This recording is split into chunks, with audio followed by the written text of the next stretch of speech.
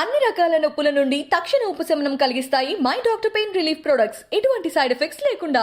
తిక్కన గారి గురించి మీరు చెప్పిన పద్యం ఒకటి, తర్వాత విస్ఫోటనం గురించి ఒక పద్యం చెప్పారు. ఈ ప్లాస్టిక్ వాతావరణం గురించి కంపేర్ చేస్తూ. అవును, అది ఒకసారి అనండి సార్. తిక్కన గారిదంటే హరిహరనాథ తత్వమున గారతులెత్తిన సౌమ్యశీలి. హరిహరనాథ తత్వమున గారతులెత్తిన సౌమ్యశీలి, కావ్య రచన వేద భాష్యమును యజ్ఞము చేసిన పుణ్యశాలి, భాసుర సురవాణికి తెలుగు సొంపులు దిద్దిన తోటమాలి, తెలుగు సొంపులు దిద్దిన తోటమాలి, అంబరమును భూమితో కలిపి పద్యములల్లిన భావకేళి. అద్భుతం. అది వాళ్ళంతా సాగరఘాష కావ్యం ఇప్పటికి 3 భాషల్లోకి. ఇప్పుడు హిందీ, తెలుగు సరే, కన్నడ, హిందీ అయింది, ఇంగ్లీష్ అయింది, కన్నడం అయింది. మిగతా భాషలు ఎవరైనా వస్తున్నారా చేస్తామని?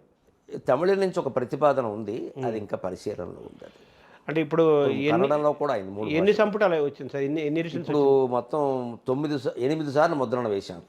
ఒక్కోసారి 2,000, సుమారు 16,000. 9కి సిద్ధంగా ఉందా? 9 సిద్ధంగా ఉంది, అవుతాం. ఇంకా మీరు రచనలు ఏం చేస్తున్నారు సార్ ప్రజెంట్? ఇంకా ఇదివరకు బాష్పకొచ్చాం, అవి వేసాం. ఇప్పుడు ఉన్న పద్యాలు మళ్ళీ వేయడం తప్పితే కొత్తగా రాయడం అనేది మానేశాను. తర్వాత ఇంక మొత్తం మీ పద్యాల్లో 2,000 పద్యాలు పెండింగ్ ఉన్నాయి, అవి వేస్తున్నాం. అందులో ఇంకొక పద్య కవిత సంపుటి వస్తుంది. ఇంకా ఆశువుగా చమత్కారంగా చెప్పిన పద్యాలు ఉన్నాయి, అవధానాల్లో కాకుండా వేరేవి. అవి ఆశుపద్య మాలిక అని అదొకటి వస్తుంది. మన కుటుంబ సభ్యుల మీద చెప్పినవి, మా ఆవిడ మీద చెప్పిన పద్యాలు ఉన్నాయి 40-50, మా పిల్లల మీద చెప్పిన పద్యాలు ఉన్నాయి 50 పద్యాలు. ఇవి ఎప్పుడైనా ఉండాలి కదా, కదా. తర్వాత ఇప్పుడు మనం ఉన్నప్పుడు బాగానే ఉంటుందండి, తర్వాత ఎలా ఉంటుందంటే అవి ఆ పద్యాలు లేవు అంటారు, ఎక్కడి నుంచి వస్తాయి. అవి ఉన్నంతలో ఏది ఇబ్బంది లేకుండా ఉండేవన్నీ మామూలుగా. దూర్జటి ప్రభావం మీ మీద చాలా ఉంది, చాలా. వ్యక్తిత్వం అదే, రాజులు దగ్గరికి వెళ్ళకూడదు అనేది ఉన్నా సరే, ఒకవేళ ఆశ్రయం ఉన్నా సరే, రాజులు అంటే నాయకులు, కాలం మారింది కదా, నాయకులను ఆశ్రయించవద్దు. అలాగని మనకు ద్వేషం ఏమొద్దు. మనం వాళ్ళు ఒత్తిడి చేసినా మనం ఆ రాజకీయ సభలకు వెళ్ళడం, వాళ్ళని ఏదో పోగొట్టడం, అది వద్దు. అది మనకు సంబంధం, అది దుర్జడి ప్రభావం. ఎందుకంటే నేను రుచి మరిగానండి, పరమేశ్వరుడు కరుణ రుచి మరిగాను 98లో. నేను ఎలా ఇంకోటి ఏదో మందార మకరంద మాధుర్యమున దేవులు మధుపంపు పోగునే మదన మొలకు అని 98లో నాకు ఆర్థికమైన ఇబ్బందులు వచ్చినప్పుడు, మానసికమైన ఇబ్బంది ఉన్నప్పుడు నేను అమ్మవారిని ప్రార్థిస్తే నాకు ఆవిడ అనుగ్రహించడం నా కళతో నేను చూశాక, ఇది నా కృషి కాదు ఆవిడ అనుగ్రహమే నాకు స్పష్టంగా తెలిసాక నేను విర్రేండా సార్ మామూలు వాళ్ళు వెనకాలపడి. అది ఒక బేరం, అది చెప్పారు కదా. 10 కోట్లు ఇవ్వగలిగిన వాడు మన దగ్గర ఉంటే 10 లక్షలు మనం ఎందుకు అడుగుతామండి? 10 రూపాయలు మనకెందుకు? 10 రూపాయల వాడు మనకెందుకు? అసలు ఈ పెద్ద వీళ్ళ బతుకులు ఎంత, వీళ్ళ పదవులకు వీళ్ళ గ్యారంటీ లేదు, మనకేమిటిస్తారు వీళ్ళు? భగవంతుడు అని అనుకోండి, వాళ్ళు ఆయన ప్రవేశిస్తాడు. పద్మశ్రీ ఎందువల్ల వచ్చింది? ఎవరిని అడిగాను నేను? మరి విమర్శిస్తే రాదు అంటారు, విమర్శించిన వాడికి పద్మశ్రీ రావడం ఏంటండి?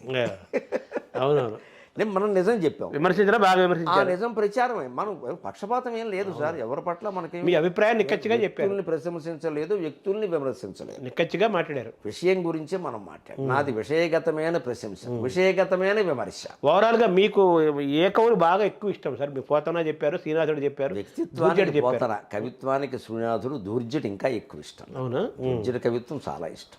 ఆయన వ్యక్తిత్వం అంటారా? ఆయన వ్యక్తిత్వం అంటే ఆ ఒక్క విషయం. మళ్ళీ ఆయనకి రకరకాల అది వేరే మనకి అవసరం. ఆయన ఖచ్చితంగా మాట్లాడడం కృష్ణదేవరాయలు ఎదురుగానే, రాజుల మత్తులు వారి సేవ నరకప్రాయం. ఆయన దగ్గర ఉన్నంత కాలం బాగా ఉండి బయటకు వచ్చిన పద్యాలు చెప్పాడా? ఏం జరిగింది? అలా అనుకోవడానికి లేదండి. కృష్ణదేవరాయల సౌజన్యాన్ని కూడా మనం మెచ్చుకోవాలి. ఆయన వ్యతిరేకంగా మాట్లాడినా సరే కవికి ఆ స్వేచ్ఛ ఉండాలని గౌరవించే రకం. కవుల స్వాతంత్రాన్ని హరించేవాడైతే ఆయన కూడా కవి కదా, స్వయంగా మౌన విజయం రాసి పెట్టేవాడు కాదు. అందుకని కృష్ణదేవరాయల సౌజన్యాన్ని ఎక్కువ మెచ్చుకోవాలి. దూర్జటి రాసిన పద్యాలు సహించి ఆయన ఆస్థానంలో ఉండనిచ్చాడు అంటే కృష్ణదేవరాయల సౌజన్యం. ఆయన ఆస్థానం ఉన్నప్పుడే రాశారంటారు ఈ పద్యాలని? ఉన్నప్పుడే రాసి రాజుల మత్తులు వారి సేవ నరకప్రాయం. బయటకు వచ్చాక ఇంకా ఎక్కువ కాలం ఆయన కృష్ణదేవరాయలు అంటే ఒకటి, అది కూడా జరుగుండొచ్చు. మీరు కృష్ణదేవరాయలు ఎక్కువ కాలం బతకాలి, వీళ్ళంతా ఎక్కువ బతికారు. చిన్న వయసులో వెళ్ళిపోయారు, చిన్న వయసులో 50 ఏళ్ల వయసులో వెళ్ళిపోయారు. వీళ్ళు ఇంకా ఎక్కువ ఉన్నారు, వచ్చే తర్వాత కూడా రాసి ఉండొచ్చు. తర్వాత ఇంత సంప్రదాయమైన కవులు, పద్యము, తర్వాత లోపల బోల్డ్ ఆధ్యాత్మిక భావనలో దైవం పట్ల అపారమైన గౌరవము, ఇలా లోపల ప్రయాణం జరుగుతున్న మీలో ఈ శ్రీశ్రీ గురజాడ పూర్తి కాంట్రాస్ట్ కదా. వాళ్ళు ఎలా సార్? నాకు మొదటి నుంచి ఉన్న నిజాయితీయే ఆ పని చేయించింది. నాకు ఎప్పుడు దేన్ని నమ్మానో దాన్ని ఆచరించడం తప్పితే ఎవరి కోసమో మాట్లాడడం, దానికోసం మెహర్బానీ చేయడం నాకు ఇష్టం ఉండదు. నేను కమ్యూనిస్టు పుస్తకాలు చదివాను, శ్రీశ్రీ కవిత్వం చదివాను, నన్ను ఆకర్షించింది. ఆ సమయంలో మా పెద్దబ్బాయి పుట్టాడు. ఇంకా నన్ను ఎవరేమనుకుంటారో నేను ఆలోచించాలి. పైగా ఇంకో చిన్న కారణం కూడా, 2 అక్షరాల పేరు. మా నాన్నగారు నాకు గరికిపాటి వెంకట బసవ నరసింహారావు అని పెట్టారు. పాస్పోర్ట్లో కదా, ఎయిర్పోర్ట్లో పట్టదా పేరు. అవునవును, అవును. ఎప్పుడైనా విదేశాలు బోర్డు వెళ్ళాం కదా, 18 దేశాలు తిరిగాం, 1 10 సార్లు తిరిగేసాం. ఎప్పుడు పాస్పోర్ట్లో నింపాలన్నా వాడు పూర్తిగా రాయమంటాడు, ఆ గడువు సరిపోవు. అంటే ఒప్పుకోడు వాడు. యాత్ర పడుతున్నాం. నేను అందుకే మా పిల్లలిద్దరికి గరికిపాటి శ్రీశ్రీ, గరికిపాటి గురజాడ అదే చిన్నగా, అలా చిన్న అక్షరాలు. మహాకవి ఎవరు పెట్టలా, శ్రీనివాసరావు అని పెట్టలేదు నేను. అలా గురజాడ అంతే. రెండోది వాళ్ళిద్దరు భావాలు కూడా, ఎంత సాహిత్య సంస్కర్త గురజాడ, మనం మర్చిపోతే అలాగా. కన్యక ఆ రోజుల్లో పడిన పాటలు, కన్యాశుల్క నాటకం ఎటువంటిది. ఇప్పటికి తెలుగు సాహిత్యంలో నాటకం అంటే అదే కదండి. అంతే. అది ఇప్పుడు ప్రాక్టీస్లో లేకపోయినా, కళారూపం కదా, కళారూపానికి ఆచారం ఉండాల్సిన పని. ఇప్పుడు కాళ్ళకున్నారాయణరావు ఆ ప్రభావం వారు నిజాయితీగా మెచ్చుకోవడానికి నా సంప్రదాయవాదం కానీ, నా సరస్వతి సేవ కానీ నాకు అడ్డం కాలేదు. శ్రీశ్రీ ఎందుకు అనిపించింది సార్? ఆయన వ్యక్తం చేసిన విధానం.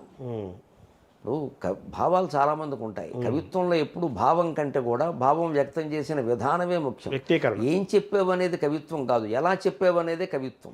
ఏం చెప్పావు అనేది ఉపన్యాసం. తిట్టావు కానీ బాగా తిట్టావు అన్నట్టుగా, తిట్టావు కానీ బాగా తిట్టావు అన్నట్టుగా. తిట్టావు కానీ బాగా తిట్టావయ్యా అని ఆ తిట్టినవాడికి అనిపించాలి. ఆయన చెప్పిన ప్రభావం అంటే ఊపేస్తాడు మనిషిని, ఉండనివాడు ఆయన. గీతాన్ని వైప్లవ్య గీతాన్ని, యజ్ఞోప గీతాన్ని, ఏంటి మొత్తం ఇలా కదిలిపోతాడు మనిషి. ఇక్కడ విశ్వనాథ్ కూడా చాలా పొగిపాడు కానీ కవిత్వం. నా వెలుతుంచే నా విరచించే నవీన గీతకి భావం భాగ్యం ప్రాణం ప్రణవం అంటే లొంగనవాడు ఎవడు ఉంటాడు సార్, వాడు మనిషి కాదు. అవును. పైగా అది వెంటనే అది పరిష్కారం అని కూడా అనిపిస్తుంది. అనిపించని కవిగా శ్రీశ్రీ పరిపూర్ణంగా విజయవంతం అయ్యాడు. ఆయన అనుకున్న కమ్యూనిజం వచ్చింది లేదా అది వేరే విషయం, కవిత్వం వల్ల రాదు. అది నన్ను అడిగితే ఉద్యమాలకి కవిత్వం వల్ల జరిగినంత మేలు కవిత్వానికి ఉద్యమాల వల్ల జరగలేదు. ఏ ఉద్యమమైనా ఉద్యమాల కవిత్వం బాగా సహకరించింది. కవులందరూ ఏమి ఉద్యమాల వల్ల ఏమి లాభపడపల, వాళ్ళు నష్టపోయారు. జాతీయోద్యమం, భక్తి ఉద్యమం, ఆయా ప్రభుత్వాలు వచ్చాక ఈ కవులను గౌరవించి పదవులు ఏమి ఇవ్వలేదు నిజానికి. ఇప్పుడు ఇంకా ఇస్తున్నారు కానీ పూర్వం లేదు అసలు. తర్వాత సాగర ఘోషలో మనకి ఏకసూత్రం ఉందంటారు సార్ కావ్యానికి? ఏకసూత్రత అంటే కథాపరంగా లేదు, ఎందుకంటే కథే లేదు అందులో. ఇప్పుడు అది ఒక కథ కాదు, టాపిక్స్ అవి. నేను ప్రపంచంలో మానవుడి కథకి ఏకసూత్రత అంటే మానవుడుగా ఏకసూత్రత ఉంటుంది. అందుకే నేను క్రోనలాజికల్ ఆర్డర్ పాటించాను, నాకు ఎక్కడ తప్పలేదు. బుద్ధి పొరపాటు ఏమైనా జరిగితే జరగాలని తెలిసి చేయలేదు. దశావతారాలతో మొదలుపెట్టి రామాయణ కాలం, భారత కాలం, తర్వాత ఆధునిక కాలంలోకి వచ్చి ఇక్కడ బ్రిటిష్ వాళ్ళ కాలం వరకు వచ్చి ఇంచుమించు 6 ఆశ్వాసాలు పూర్తి చారిత్రకంగా నడిపించి, తర్వాత వైజ్ఞానికం, పర్యావరణం, రోడ్లు, పరిస్థితులు అంతాను, తర్వాత అంతా చివరి పరమాంతరంగంలో అద్వైత సిద్ధాంతం ఇలా తీసుకెళ్ళాను. ఇందులో మీకు ఇది చూసినట్టయితే మానవ జీవన క్రమం మొత్తం, సమాజం అంతా ఒక మానవుడు అనుకుంటే ఏకసూత్రత లేకుండా ఎలా ఉంటుంది? అదే ఏకసూత్రత. ఆది శంకరాచార్యుడు మీకు అలాగే మానవుడి కథగా ఏకసూత్రత.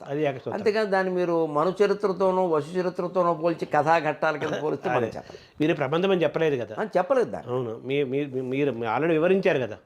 సో కన్యాశుల్క నాటకాన్ని మీరు అభిజ్ఞాన శాకుంతలం నాటి నాటక లక్షణాలతో పోల్చి విమర్శించడం ఎంత తప్పు, సాగర ఘోషని ప్రబంధాలతో పోల్చడం అంతే తప్పు. ఎలా విమర్శించారంటే మీకు చదవడం చేత కాదని అర్థం. అంతే అర్థం. దాన్ని మీరు సింపుల్గా చెప్పారు కదా, మీరు అట్టలు వెనక పేజీలోనే రాశారు కదా.